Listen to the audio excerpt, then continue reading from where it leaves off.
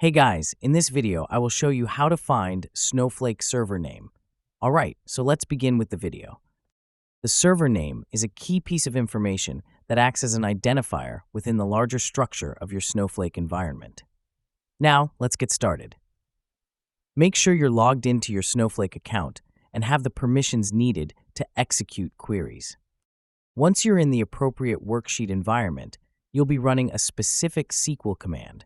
To do this, go to left-hand side and click on plus icon and then select SQL Worksheet option from dropdown. The command you need to enter is as follows.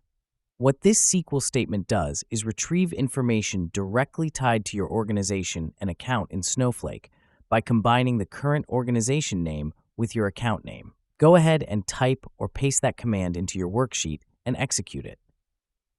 Execution can be done by pressing the appropriate button in your interface, often labeled as Run or Execute, depending on the version you're using.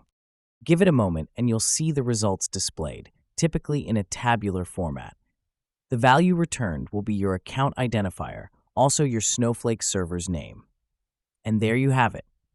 So that is how you can find Snowflake server name. So that's all for this video. Thanks.